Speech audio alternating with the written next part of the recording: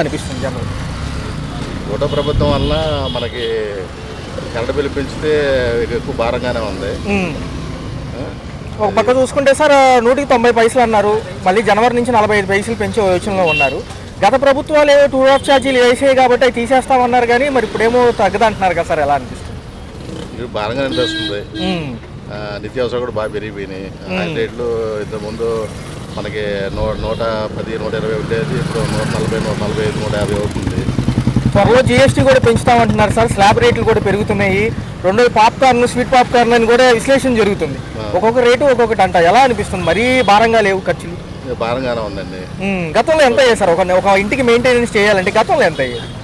గతంలో తక్కువ వేయండి కొద్దిగా. ఇప్పుడు కొద్దిగా ఛార్జెస్ పెరిగినాయి. బాగా జనాలు కూడా, సామాన్య మానవులు కూడా బాగా ఇబ్బందిగా ఉంది. అది గతం సార్ 9 పథకాలు, ఇప్పుడేమో 6 పథకాలు. మరి బడ్జెట్లు చూస్తే లోటు బడ్జెట్లో ఉన్నాం. ప్రపంచ బ్యాంక్ కాడి నుంచి అన్ని అప్పులే అంట. కేంద్రం ఫస్ట్లో ఏమంటే ఫ్రీగా ఇస్తామంది, 14,000 కోట్లు ఏదో చిల్లరా, ఇప్పుడు అది కూడా అప్పేనా అంటున్నారు. మరి ఎలా సార్? అమరావతి పోలవరం ఒక పక్క ఉంది, ఇటు పక్క చూసుకుంటేనేమో ఉద్యోగ కల్పనతో కూడిన డెవలప్మెంట్. మరి ఇన్ని హామీలు ఎలా వెళ్ళబోతున్నాయి అంటే? 53 సంవత్సరాలు బట్టి చూస్తున్నాం అండి, ఇంతవరకు ఏదీ లేదు, డెవలపింగ్ లేదు, ఏమీ లేదు. ఈ పిల్లల స్కూళ్ళు కూడా కొంచెం ఇదిగా ఉన్నాయి. తర్వాతనేమో ఈ కాలేజ్ ఫ్రీ ఏమి పడలేదు. తర్వాత ఈ అమ్మఒడి అని అవన్నీ అన్నారు, 15,000 అని చెప్పి అన్నారు, అది లేదు. సామాన్య మానవుడికి బాగా భారంగా ఉంది. మాజీ ప్రభుత్వాలు ఏమో పోరుబాట్లు స్టార్ట్ చేశాయి సార్. ఒక పక్క ఏంటంటే చెప్పిన హామీలు అమలవట్లేదని, ఎక్కువ శాతం బడుగు బలహీన వర్గాలకు ఇచ్చిన పథకాలు ఏదైతే ఉందో పెన్షన్ పెంచిచ్చారు చూసాము. గ్యాస్ బండ్ల పథకం పారదర్శకంగా లేదంటున్నారు, అందరికీ అమలు అవ్వలేదు. మరి ఇంత 6 పథకాల్లో అమ్మక వడి, అమ్మక వందనం అవన్నీ కూడా ఆగిపోయినాయి సార్. మరి చూస్తే రైతులు కూడా ఇబ్బంది పడుతున్నారు. ఒక పక్క రేషన్ బియ్యం కూడా ఏదైతే ఉందో పక్కదారులు పట్టింది. దానికి బదులు డబ్బులు ఇస్తే బాగుంటుందా, సన్న బియ్యం ఇస్తే బాగుంటుంది అంటారా? సన్న బియ్యం ఇస్తే బాగుంటుందండి. మనం డబ్బులు ఇస్తే అది తర్వాత మళ్ళీ బయట కొనుక్కోవటమే కదా. అదేదో గవర్నమెంట్ నిర్ణయం తీసుకొని సన్న బియ్యం, నిత్యావసరాలు ఇస్తా అన్నారు, అవి ఇస్తే గవర్నమెంట్ హెల్ప్ చేసినట్టు అవుతుంది.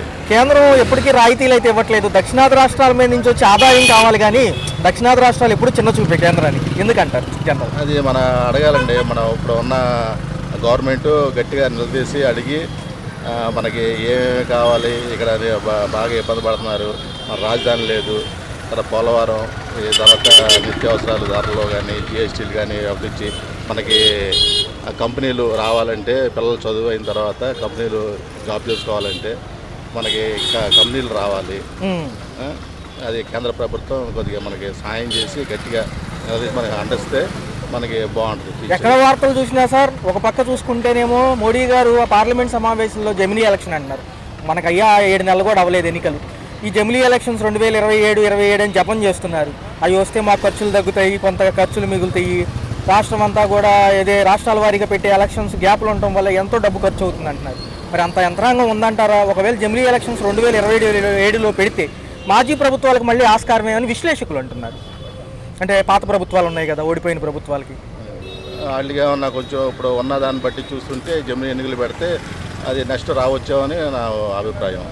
సార్, జనవరి సంక్రాంతి అనంతరం కూడా పాత ప్రభుత్వాలు మన రాష్ట్రంలో జనంలోకి రాబోతున్నాయి. ఇప్పుడు ఈ 7 నెలలు ఏం జరిగిందని అడుగుతామంటున్నారు ప్రజాభిప్రాయం. మంచిదేనంటారా? మంచిదేనండి. ఇది ఇప్పుడు ఆయన చేశారు, బాగా డెవలప్ చేశారు.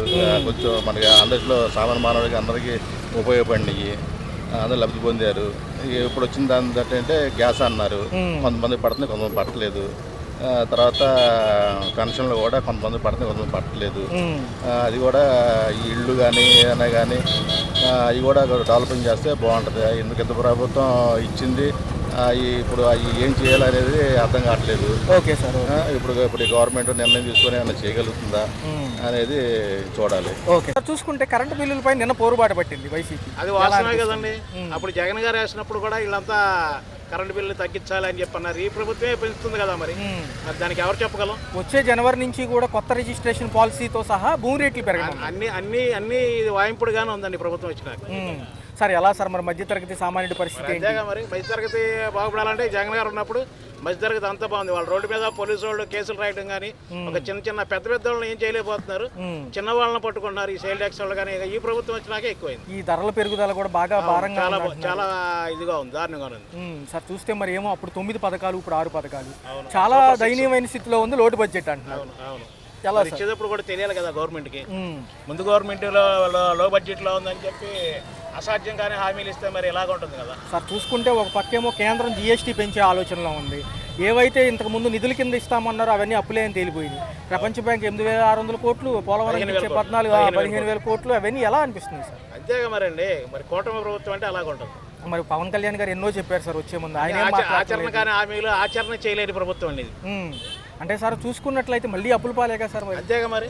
జగన్ గారిని అప్పులు పాలు చేశారు. సంపద సృష్టి అన్నారు, జనాల మీద వేసి సంపద సృష్టి అంటే ఇక పేద ప్రజలు ఏమైపోతారండి. కరెంట్ బిల్లు కట్టలేక, ఇది కట్టలేక, వాళ్ళ 190 పైసలు అంటే మాటలు కాదు కదా సార్, మామూలు మాటలే కాదండి. మరి రాబోయే కాలంలో పేద ప్రజలకి బాగా పట్టిన అవుతుంది. ఇక్కడ చూసుకుంటే జీతాలు పెరగలేదు, రేట్లు పెరగలేదు, కూలి రేట్లు. అది వాస్తవే కదండి, జనాలు అందరూ గ్రహిస్తున్నారు కదా. అవును. ఈ కొద్దిగా మా రేట్లు అనేది తగ్గింపులో అంటే జగన్ గారు ఉన్నప్పుడు 155 రూపాయలు ఫ్రీడమ్ సన్ఫ్లవర్ ఆయిల్ కానీ ఉండేది, వాళ్ళ 155 రూపాయలు దాకా రిటైల్ మార్కెట్లో అమ్ముతున్నారంటే మరి 40 రూపాయలు పట్టిందంటే 5 లీటర్లు వేసుకున్నా మంత్లీకి 5, 4, 200 రూపాయలు ఒక పేద ప్రజడికి పట్టినాయి కదండి. అవును సార్, అవును సార్. చూస్తుంటే మరి గ్రామాల్లో రోడ్లకు కూడా టోల్గేట్లు అంటున్నారు అతి త్వరలో. ఎలా అన్ని కడతారులేండి జనాలు అన్ని కట్టి అన్ని విధించాలంటే ప్రభుత్వమే మొత్తం అంతా బాధ్యత ప్రభుత్వమే తీసుకోవాలి. కేంద్రానికి అయితే దక్షిణాది రాష్ట్రాల మీద చిన్న చూపేశారు ఫస్ట్ నుంచి. మరి ఏమంటారు వాళ్ళు? 2027 జమిలీ ఎన్నికలు అంటున్నారు. మొన్నే మనకి జమిలీ ఎన్నికలు అంటే ఇక చూడాలండి. అది కూడా జమిలీ ఎన్నికలు వస్తాయా రావు. ఈ కూటమి ప్రభుత్వంలో మరి 2-3 ఏళ్ళు వీళ్ళు సంపాదించుకుని ఇచ్చేసుకుని ఇదిలో ఉంటారు కానీ 3 ఏళ్ళు వాళ్ళకి సరిపోదు కదండి. ప్రజానాయకులకి 3 ఏళ్ళు సరిపోదు. సమాచారం ఇవ్వడానికి వాలంటీర్లు లేరు సార్. ఏ వ్యవస్థ ఎక్కడ ఉందో అర్థం కాదు. చాలా ఇబ్బంది పడుతున్నారు వాలంటీర్లు లేక, చాలా ఇబ్బంది పడుతుంది. ఇంతవరకు వాలంటీర్లు ఏదైనా సర్టిఫికేట్ కావాలంటే మొత్తం వాళ్ళే అరేంజ్మెంట్ చేసుకునేవాళ్ళు. ఇవాళ ఒకరోజు కూలి మానుకుని గవర్నమెంట్ ఆఫీస్ చుట్టూ తిరగాలంటే, ఒకరోజు కూలి మానుకున్నారంటే 500 రూపాయలు కూలి పోయినట్టే. ఒక సాధారణ జీవుడు 2 రోజులు తిరిగాడంటే నెలలో 200-500 1000 రూపాయలు వాడు సంపాదించేదే 10,000. 10,000లో 20,000 పోయిందంటే 9,000 కుటుంబ భారం అవుతుంది కదా. అవును సార్. కూటమి ప్రభుత్వాలు వచ్చి 7 నెలలు అవుతుంది. ఎలా అనిపిస్తుంది జనరల్? కూటమి ప్రభుత్వానికి గత ప్రభుత్వాన్ని గురించి చెప్పాలా, ఈ కూటమి ప్రభుత్వాన్ని గురించి చెప్పాలి? వచ్చేస్తుంది సార్. ఎలా అయితే నచ్చితే అలా చెప్పండి, ఇబ్బంది ఏం లేదు. గత ప్రభుత్వం రాష్ట్రాన్ని సర్వనాశనం చేసింది. ఇప్పుడు కూటమి ప్రభుత్వం స్టెప్ బై స్టెప్ నాశనం అయిపోయిన ఈ ఏపీని పునర్నిర్మాణం చేస్తూ ఉంది ఇప్పుడు. అంటే సార్ నిన్న చూసుకున్నట్లయితే మాజీ ప్రభుత్వాలు కూడా రోడ్ల మీదకి వచ్చాయి. ఈ పోరుబాటు పట్టారు విద్యుత్ ఛార్జీలు అనంతరం కూడా. దానికి సంబంధించి ఏదైతే పెంచారో మరి ఎలా అనిపిస్తుంది సార్? గతంలో ట్రూ ఆఫ్ ఛార్జీలు తీసేస్తామంది ఈ ప్రభుత్వమే, కానీ ఇప్పుడు సంపద లేదు కదా. జనరల్గా మామూలు ఛానల్ సార్ విశ్లేషణ. ఈ ప్రభుత్వం కొన్ని తాత్కాలికంగా కొన్ని అడ్జస్ట్మెంట్ చేసుకోవాల్సి వస్తుంది ప్రభుత్వం. కాబట్టి ఆ చిన్న ఐటమ్స్ తప్పితే ప్రభుత్వం అనేది ఈ రాష్ట్రాన్ని అభివృద్ధి చేయడానికి ఒక కంకణం కట్టుకొని ఉంది ఈ కూటమి ప్రభుత్వం. ఎందుకంటే ఏ రంగాలు చూసుకున్నా కూడా బాగా చిన్నభిన్నం అయిపోయింది ఈ గత 5 సంవత్సరాలు. ఈ రాష్ట్రం ఏపీ విడబడిన రాష్ట్రం, విడబడినట్టువే ఒక సర్వనాశనానికి దారితీస్తే గత ప్రభుత్వం అవలంబించిన విధానాలు ఇండస్ట్రియల్గా అసలు ఇన్ఫ్రాస్ట్రక్చర్ డెవలప్మెంట్ అనేది అసలు కంప్లీట్గా వాష్అవుట్ అయ్యింది. దాన్ని అసలు మెయిన్గా అమరావతి రాజధానిని నిర్మాణం చేసుకోవాలి.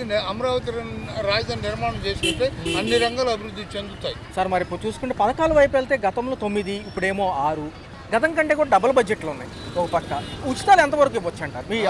అసలు ఉచితాలు ఎంతవరకు ఇవ్వచ్చు అంటారు? ఉచితాలు ఇవ్వచ్చు అంటే ఈ రాష్ట్రమే కాదు, ఇండియాలో భారతదేశంలో ఉన్న అన్ని రాష్ట్ర ప్రభుత్వాలు, అన్ని కేంద్ర ప్రభుత్వాలు కూడా ఉచితాలు అనేది ఒక అలవాటు చేసినాయి. గత కాంగ్రెస్ ప్రభుత్వాలు 75 సంవత్సరాల స్వాతంత్రం వచ్చిన ఉచితాలు అనేది ఇవ్వలే. ప్రజలు పీడించుకున్నారు. ప్రజల దగ్గర కొన్ని బ్యాంక్స్ ఉన్నాయి, ఎల్ఎంబి బ్యాంక్స్, ప్రైవేట్ బ్యాంక్స్, వాళ్ళ దగ్గర నుంచి లోన్స్ తీసుకొని ప్రజలు ఏదో వాళ్ళ జీవనోపాధికి ఏదో ఎరువులు మందులు ఏదో చేసుకుంటే వాళ్ళని హింసించి గ్రామీణ బ్యాంకులు కానీ భూమి తనఖా బ్యాంకులు కానీ వాళ్ళు హింసించి నానా ఇబ్బందులు పెట్టి. సో ఇదే పరంగా చూసుకుంటే సార్ కేంద్రం సహాయం ఖచ్చితంగా అందుతుందంటారా? కేంద్ర సహాయం అందకపోతే మోడీకి లైఫ్ లేదు. అంటే 2027 జమిలీ ఎన్నికలకి సిద్ధం కండి అని ఇప్పటి నుంచి ఆయన పిలుపునిస్తున్నారు. జమిలీ ఎన్నికల విధానం అనేది తప్పు. జమిలీ ఎన్నికల విధానం తప్పు.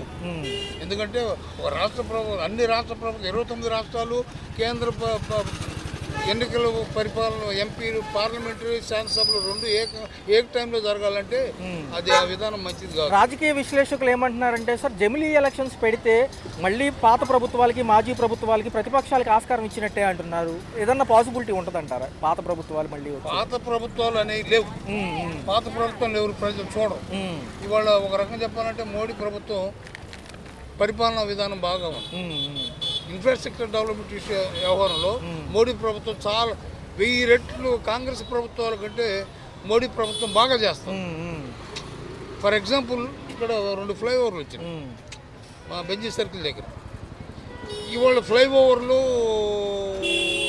భారతమాల అని ఎక్కడికక్కడ రోడ్లు భవన ఇప్పుడు ఈ కాలనీలో కాలనీలు కేంద్ర ప్రభుత్వ విధానం. కేంద్ర మంత్రిగా వెంకయ్యనాయుడు గారు ఉన్నప్పుడు అన్ని రాష్ట్రాలకి గృహ నిర్మాణ పథకం కింద లక్షలాది గృహాలు కేటాయించారు. కేటాయించి ఈ రాష్ట్ర ప్రభుత్వాలు వాళ్ళ యొక్క ప్రభుత్వం పేరు పెట్టి నిధుల పంపిణీలో 60-40% డెవలప్ చేయాలి. అసలు ఏదైనా ఏ రాష్ట్రంలోనే 60-40 రేషియోలో డెవలప్ చేయాలి. రాష్ట్ర ప్రభుత్వాలు వాళ్ళ మార్జిన్ మనీ దీనికి యాడ్ చేయకపోవడం వల్ల చాలా పథకాలు ఆగిపోతాయి. రోడ్లు వేసుకోవడం కానీ, జాతీయ రహదారులు కానీ, గృహ నిర్మాణాలు కానీ, అన్ని రంగాలు, పోలవరం కానీ.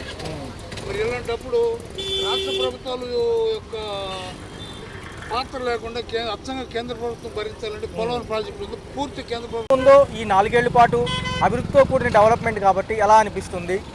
అభివృద్ధితో కూడిన డెవలప్మెంట్ అంటున్నారు కదా, ఎలా అనిపిస్తుంది ఫైనల్గా సార్? ఈ రాష్ట్రాన్ని 5 సంవత్సరాల్లో చంద్రబాబు నాయుడు ప్రభుత్వం, కూటమి ప్రభుత్వం మంచి ఉన్నత స్థితికి తీసుకుపోద్ది. Okay sir.